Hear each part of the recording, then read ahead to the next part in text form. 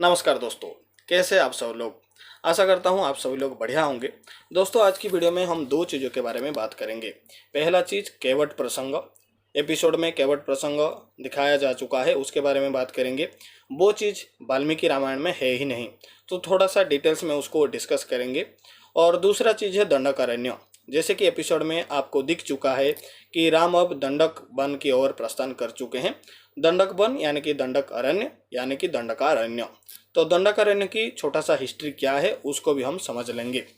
तो पहले दोस्तों केवट प्रसंग के बारे में बात करते हैं। ये प्रसंग वाल्मीकि रामायण में है ही नहीं। अगर आप मेरे अहल्या वाली रिव्यू देखा है, यानी कि श्रीमद् रामायण में जब अहल्या की कहानी दिखाया जा रहा था, उस वक्त मैं आपको वाल्मीकि रामायण की अहल्या की स्टोरी बताया था, जो कि काफ़ी डिफरेंट है। अगर आप उस रिव्यू को नहीं देखे हैं तो देख लीजिएगा, आपको अहल्या वाली थ्योरी पता चल जाएगा। ठीक है। तो अहल्या वाली जो वाल्मीकि रामायण वाला थ्योरी है, वहाँ पे राम की पैर लगने से अहल्या पत्थर से नारी नहीं बने थे। वहाँ पे अहल्या पहले से ही नारी थे, वहाँ पे वो पत्थर नहीं बने थे। तो वो चीज़ है। तो जहाँ पे राम की पैर लगने से कोई पत्थर नारी ही नहीं बना है, वो चीज़ अब केवट प्रसंग में कैसे लागू होगा। केवट क्यों राम को अपनी नौका में नहीं बैठाया? क्योंकि राम की पादुका की धूल से एक पत्थर से एक नारी बन गई, तो हो सकता है उसकी नौका एक नारी बन जाए, ऐसा डर था केवट के मन में। इसीलिए वो अपने नाव में राम को नहीं बैठा रहा था। तो ये चीज़ क्योंकि रामचरितमानस में है और बाकी दूसरे बुक्स में आपको देखने को मिल जाता है, तो इसीलिए केवट प्रसंग फिट बैठता है। लेकिन वाल्मीकि रामायण में तो अहल्या कभी पत्थर ही नहीं बने थे, और राम की पैर लगने से उनका कोई मतलब पत्थर से नारी वो नहीं बने थे। तो वो चीज़ अब केवट प्रसंग में कैसे फिट होगा? तो छोटा सा लॉजिक है, इसीलिए वाल्मीकि रामायण में केवट प्रसंग है नहीं, और बाकी सारे बुक में केवट प्रसंग देखने को मिलता है। ठीक है। उसके बाद दोस्तों, आज की जो दूसरा टॉपिक है दंडकारण्य की हिस्ट्री, उसको मैं आपको अभी बताने जा रहा हूँ। तो दोस्तों, दंडकारण्य मतलब क्या? दंडक युक्त अरण्य, दंडकारण्य। तो दंडकारण्य दो वार्ड से बना है, एक दंडक वार्ड से और दूसरा अरण्य वार्ड से। अरण्य मतलब जंगल, फॉरेस्ट। ठीक है। और दंडक का मीनिंग क्या है अभी हम समझ लेंगे। ठीक है। तो राम की एक वंशज थे स्वाकु, आप सभी को पता है। और मैं एक वीडियो भी बनाया था जहाँ पे राम की सारे वंशजों के नाम में मैं आपको बताया था। ठीक है। तो राम की एक वंशज थे स्वाकु, उनकी एक पुत्र था, उनका यंगेस्ट सन, जिसका नाम है दंड। उसका नाम दंड था, लेकिन वो खराब बच्चा था, वो उतना अच्छा नहीं था।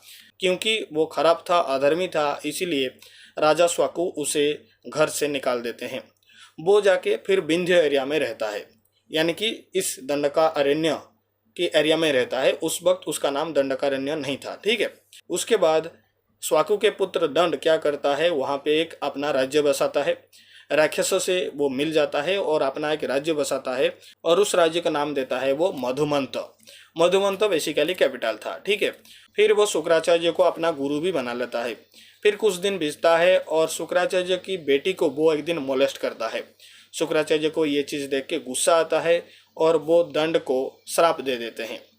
इसीलिए दंड डिस्ट्रॉय हुआ और उसकी राज्य मधुमंत भी डिस्ट्रॉय हो गया, और उस एरिया को दंडक नाम से जाना गया। दंडक मीन्स दंडित, उसका नाम दंड था और उसे दंड मिला, अब उस एरिया को दंडक नाम से जाना गया। ठीक है।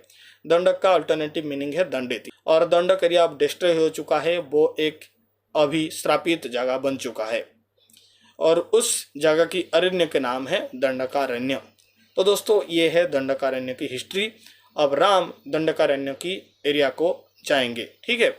और दंडकारण्य की साधन पार्ट में है जनास्तना, जहाँ पे श्राप नहीं लगा है। इसीलिए मधुमंत में जितने भी लोग रहते थे, यानी कि दंडकारण्य एरिया में जितने भी लोग रहते थे, वो अब जनास्तना में रह रहे हैं। और वहाँ पे एक राजा है, यानी कि रावण के एक रिप्रेजेंटेटिव है, और उसका नाम था खरा। अब राम जनास्तना की ओर बढ़ेंगे, और एक टाइम आएगा जहाँ पर खारा के साथ राम युद्ध भी करेंगे। और मैं आपको बता दूं, राम अकेले 14,000 सेना को वहाँ पे हरा देंगे। तो ये चीज़ है, आगे आपको देखने को मिलेगा।